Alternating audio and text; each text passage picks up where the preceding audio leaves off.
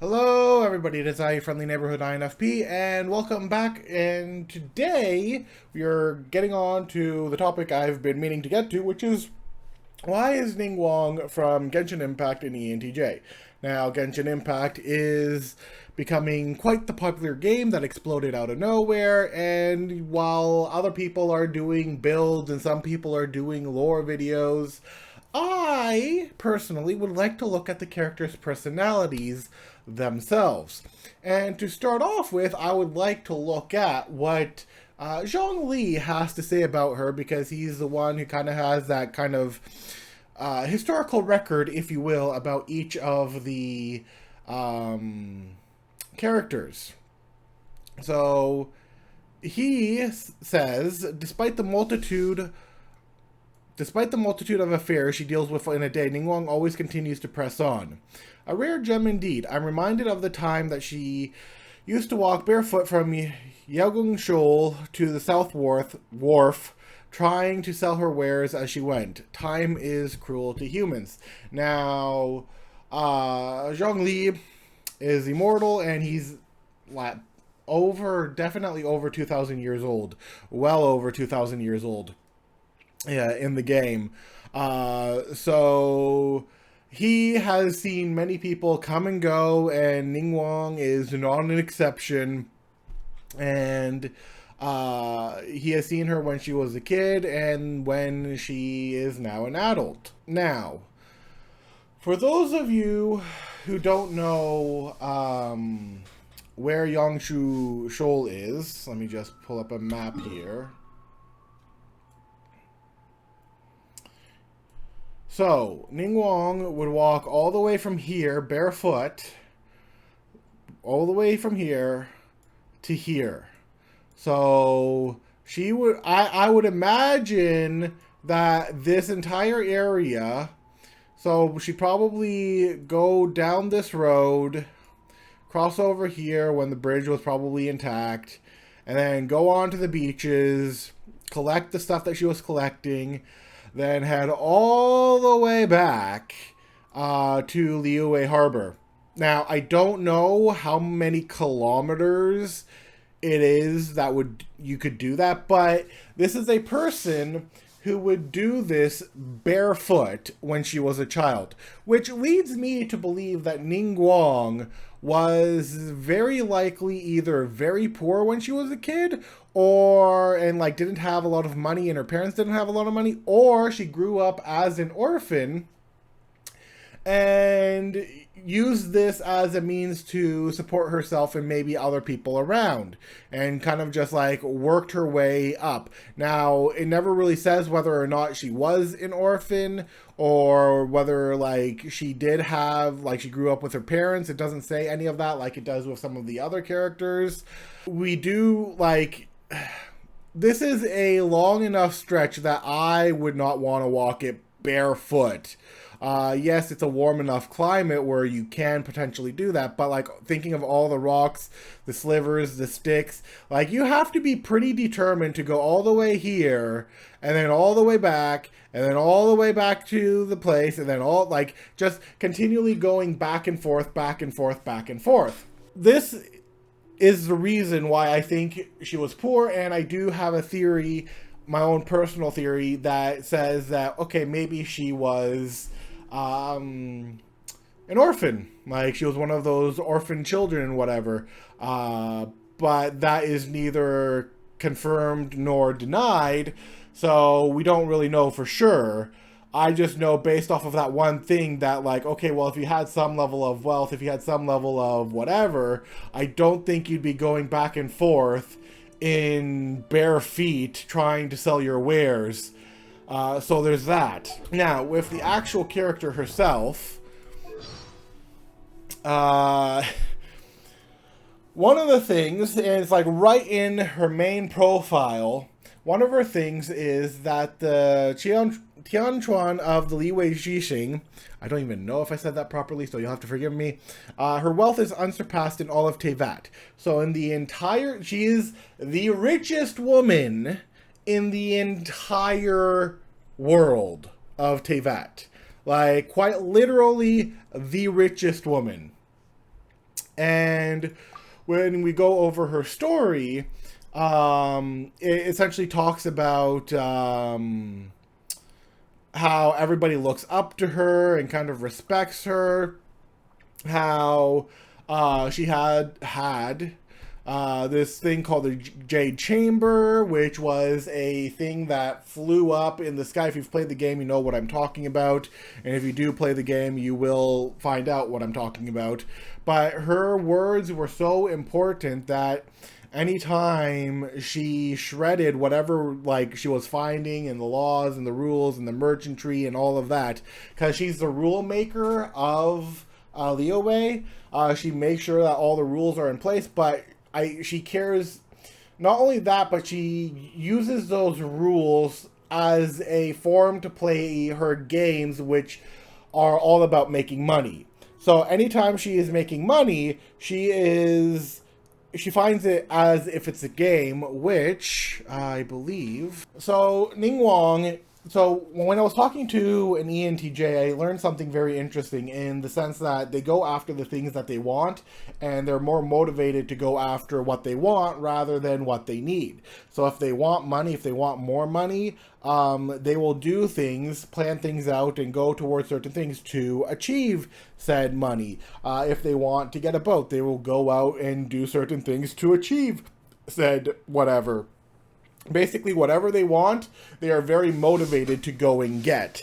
Ningguang is no different. She wants money, she finds it a game, she finds it enjoyable, and she knows the market and market values and predicts future things quite frequently, to the point where other people tend to scramble for her words. And as it says, Mora is a trophy of a hard-won victory.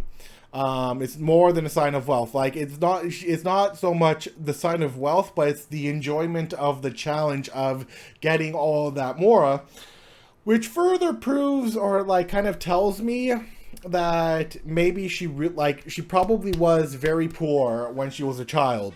And she is very kind to the common folk. She loves kids. So nobody knows, because they think that her Jade Chamber has ears, but it's the truth is that Ningguang's eyes and ears are in fact the children who play on the streets in Liyue Harbor. Now, another reason why I think she was likely an orphan or a very poor child is that her relationship she has with the kids. She loves the kids. She loves the kids who are on the street. She uses them as her eyes and ears. And it's kind of her way of giving back to that part of her life, or to that area of community, to the poor, to kids. And like, she finds the innocence of kids enjoyable because they are innocent, and they are also very easily bribed by the incentive of delicious treats that prove to be an irresistible incentive. And so they tell her everything they know. It's like, basically, I will give you candy, I will give you this delicious food, I will give you this delicious cake, I will give you this delicious thing. Tell me everything you know. Tell me everything you've heard. Because children, despite what a lot of people think, are very observant with what goes on around them. And Ningguang uses that to then cross-reference everything that's going on, and using what each of the children are telling her, cross-referencing it, and then finding out all the secrets in Liyue Harbor. Because it is often very hard for children to keep various secrets, and kids can get into the craziest places, and those of you who are parents likely understand that kids can get into the craziest places, especially when they're playing. And so she understands the value of reciprocity more than anyone, which is why she is more than willing to invest the time mingling with the common folk. This right here, somebody probably picked her up off of the feet, took her in, and brought her to the place where she was. And so she wants to reciprocate what was done for her for the other common folk. So she elevated her status because she wanted to get to a certain point, because she had a certain dream, because she had a certain desire. she wanted to get to that that point, and eventually did. And of course, she loves kids and actually likes seeing them smile and being excited and all that. Like, this is a person who, while yes, she's a businesswoman and all that, she actually adores children, and not just for the reasons that they tell her everything with the promise of delicious treats, but the fact that it's kind of I am like, because I was helped out when I was young, I too am going to help out these children, and maybe they too will grow into something great, type of feeling. And of course, she loves the innocence of the children. So, all of that also tells me that because she knows what she wants, she knows what she likes.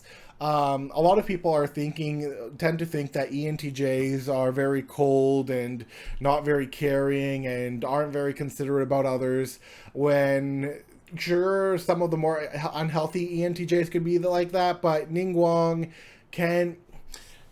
can be very cold and ruthless when she has to be, when she's in her position, which has led to some others like Xingqiu and Beidou and Xiangling, and all of them being absolutely terrified of her. But she also knows where to invest, what to focus on, and she's perfectly fine letting bygones be bygones. And it is perfectly fine that some people have issues with her. Zhang Ling, for example, finds her absolutely terrifying because, she is a very powerful woman that everybody looks up to. And Ningguang has very, very strong, lofty goals. So, going back to the business world, to her, the business world is a playground and the zero-sum games are the most exciting. Once again, we're back to the ENTJs going after and doing the things that they want to do versus the things that they need to do. Like, yes, there are certain things that they need to do, but they're often motivated by the things that they want more than the things that they need. And for her, this game is far more enjoyable than anything else. And of course, causing wealthy merchants to depart with their money makes her extraordinarily happy. And so when people ask her that, like, okay, well, you're the richest woman in the world, why do you need more wealth? And she just she replies, like, adding another more to the pot can hardly make it any less wonderful, now can it? She really, really, really, really, really, really, really, really likes money. And she really, really, really, really wants money, and she really enjoys the game to get said money. So why would she ever give up such an enjoyable thing to her? And it makes no sense. And I feel like telling an ENTJ to give up something they enjoy, or like asking an ENTJ why they enjoy a certain thing, is like, well, why wouldn't I enjoy, like, why would I give this up? This is what I enjoy doing. This is what I want to do. This is my passion. And like she had a plan to get to the area where she went, and because all of the things that she's planning, all the future things and goals and all of that she takes action on and everything, everybody wants to get a piece of that paper, which is stated here. The handwriting on the shredded pieces of paper stand out like ink in the snow to all of the merchants in Liyue Harbor, for they know that whenever Ningguang's shredded snow falls, a huge change is about to descend on the business community. Because she sets the trends. She sets what's about to happen. She sets all of that. And in fact, she is a very tenacious woman, and her being a geo vision user is part of that. Like, being a geo vision user, is given to people who are very tenacious. And so for Ningguang, because she kept working and kept working and kept working and kept going through her goals and persevering and just being very stubborn about it. And so she finds a broken vision, And she's like, oh, I'm going to get more, because remember, money is a game to her. How can I get more money? It's fun. She's planning ahead. She's figuring out all these different calculations. It is something she enjoys doing. And so she was about to do that with the broken vision until the vision activated and became part of Ningguang, because she's super happy, like she's getting Mora, and then the vision activates. Well, now she can't get rid of it because now it's part of her. Because everybody's like, oh, congratulations on getting a priceless treasure. And Ningguang, for her part, seemed annoyed. What's there to be happy about? Once broken, considered sold. Which, and it won't break until she dies. So she can never sell it, and the thing that she wanted to sell and get more from, she can't get more from. So that's the kind of hilarious bit about her. And so she is willing to, she has a lot of advice about investments, antiques, trade wars, how to act about antiques and all of that. But the more interesting stuff is 値段交渉もビジネス戦略も勢いと手段は二の次よ。勝利を手にしたいのならまずは相手の手の内を読みなさい。Be it simple price negotiations or a full-blown trade war, momentum and bargaining chips are about minor. So basically, it's the game. Like the entire thing of like getting more money and all that. It is a game, and then not to mention she is a bit of a flirt. I cannot look at this statement without seeing it as her flirting with you. So she does have a bit of a teasing, flirty streak about her, which means she's not always serious, she's not always cold, and only this matters. She's not like Mr. Krabs from SpongeBob, who only cares about money. She does actually, in fact, care about her people, which is why she is able to sacrifice the Jade Chamber. そばに来なさい。軍局角は見える？最初は一つの部屋ほどの広さだったけど、今はこのリーユへの上空を覆うことができるようになった。いつかその規模が七国を包めるようになったら、その時はあなたも私のそばにいなさい。So with her, she also wants to stand on top of the world. She wants to, she has extraordinary visions of grandeur, and she believes she can do it because she wants to do it. She wants this to happen. She doesn't need it to happen. She knows she doesn't need it to happen, but she wants it to happen, and she is, a little bit prideful, but a lot of ENTJs are, and that's not necessarily a bad thing, especially if it's like in a healthy kind of manner. And so yeah, her lofty goal is to have her floating Jade Chamber to cloud over all of the 7 nations and to stand on, like, at the top of them all. Now, sadly, she's now needed to start on at the bottom again, but I don't think that deters her at all. I think there's going to become a moment where she's going to get a new one, a better one, and she's going to get to, like, work on that again, and it's going to become better, it's going to be more grand, and this is probably her biggest goal right here, is to have her Jade Chamber, because it's the floating chamber, for those of you who know, to stand above all of Tevat. Money, yes, while she loves money, I think all of that is to... So when I was saying that Ningguang was likely a orphan, I literally mean that she started from the bottom and now wants to quite literally be at the top. 帝君がいなくなったことはリーユエにとっても七星にとっても大きな試練。私だっていろいろ悩んでうまく眠れなくなるのは久しぶりよ。でも私は私の目標を諦めない。いつか軍局閣で七国を終えるようにするわ。So once again, she knows that things have happened in recent things, and she's like, okay, yes, all of this happened, but I'm still not going to, like, yes, there's been some drawbacks, but I'm not going to lose sight of my goal. There will come a day when the shadow cast by the Jade Chamber reaches every end of Teyvat. And of course, she wants you to be there, especially once you get to friendship rank 10. She has grown really, really, really close to you. So you're probably in that list of people that she cares about quite a bit. So here is an example of people who are afraid of her in the case of Xiangling. 万民堂の小娘ね。いつも私を疑っているのは顔を見ればわかるわ。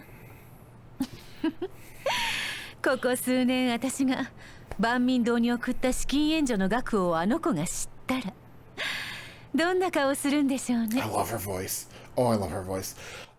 So Xiangling is kind of terrified of Ningguang. Ningguang, of course, finds it amusing because it is through her finances and financing said restaurant that Xiangling has essentially become the world-renowned chef that she's become, even though she's like probably a teenager, maybe a little over a teenager. And in either case, Xiangling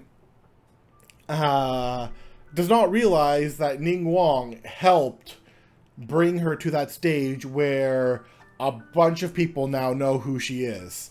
So that's a very interesting fact. And 彼女はある意味頼もしいライバルね。彼女が巧妙に法律を解釈し人々にさまざまな助言をしたからこそ私もこうして法律の抜け穴を見つけて法廷を改善することができているの。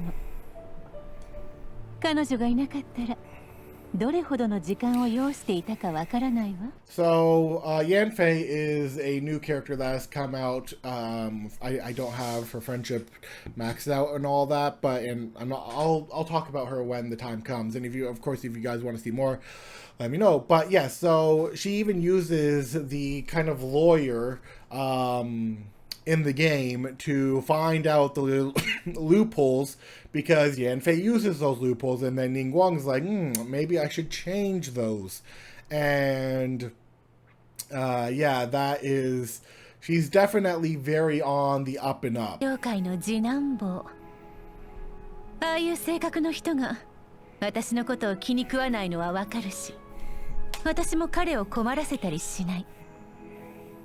道同じからざれば愛ために計らずというのはこのことよ。 So this is one of those cases where Shinshu is like, I have nothing good to say about her, so I'm just not going to say anything at all. And Ningguang is like, I understand that he and his people do not like me because of the way they are, and I'm fine with that. It's no, like, trouble off of my back. Like, I literally do not care. And from what a lot of ENTJs have told me, is they typically don't care about things that really have no impact on them, that aren't really worth worrying about. She's not trying to get everybody to like her, and she doesn't care if not everybody likes her either. But she knows that, like, everybody respects her and she has her goals, and there's very clear, like, going towards her goals, knowing the future, narrowing down on all of that with the Nai, and like seeing things in such a big picture to kind of predict outcomes. And then the fact that she like goes towards things and uses her intuition to achieve that which she wants, plus her ability to relax and enjoy desert and mingle with the common folk, mingle with the kids, and in some ways embrace who she actually is.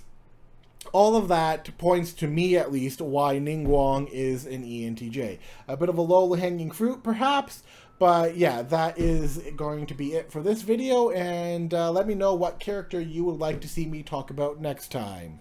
And if there is no character that you'd like that I get, I'll just pick one at random. But with that being said, I will see you guys next time. Bye-bye!